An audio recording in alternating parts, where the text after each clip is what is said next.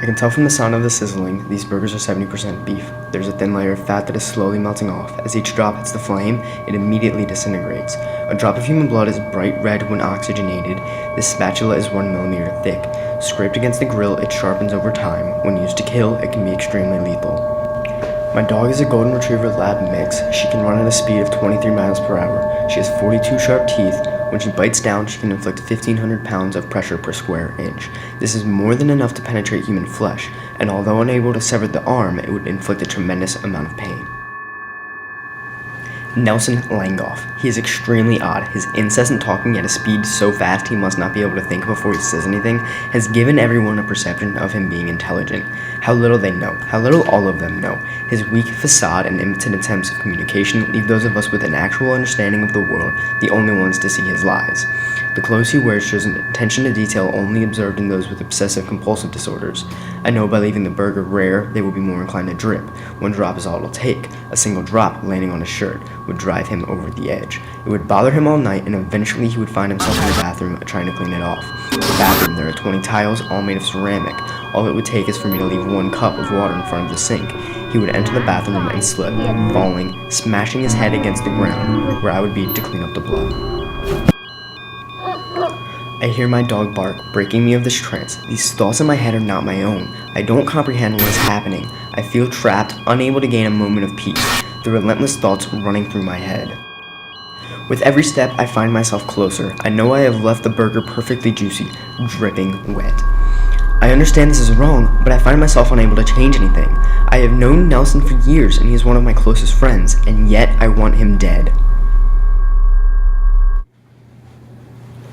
Blood. The thickness makes it difficult to wash off. It's sticky, but hot water thins it out. It will eventually slide right off. What I have done is unclear to me, but I know it must be terrible.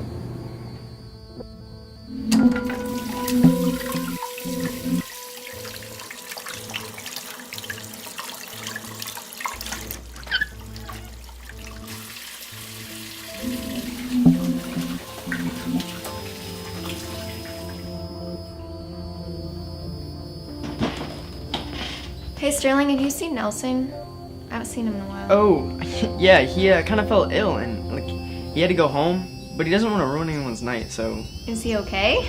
Oh, yeah, it's just a stomach bug. I think he should be fine by morning. I should probably go too. Not yet. I mean, he said he didn't want to ruin anyone's night. I could just barely remember what I had done. Now as I looked down to her feet, I realized that her right foot was pointing to the door, indicating that she was ready to leave. A strong urge told me to stop her, to keep her here.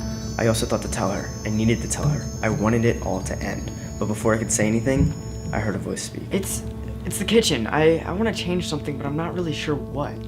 Oh, well I wasn't gonna say anything earlier, but I mean it's kind of drab in here. You could use some more colors. Like maybe How dare she? Although what she said wasn't very offensive, I found myself becoming filled with rage. I thought of how uncontrollable my actions could be. This feeling of insanity was growing near, coming at a rate so fast I could not push it back. With every step, I found myself getting closer. Soon, she would quickly crumble, falling backwards into my arms. I knew a feeling of remorse would flood over me. I wouldn't be able to keep myself from crying. It would take longer, but her blood, the oxygen-rich red blood, would slowly lose its color. Normally, I wouldn't be able to bring myself to this, but it was out of my hands now. Neutral. At this point, it is clear to me nice. what must happen. And avocado is a good color for kitchen appliances.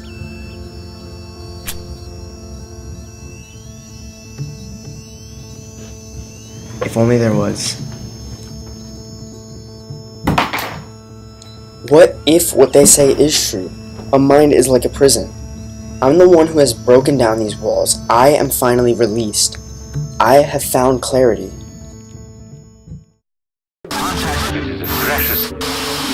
Precious.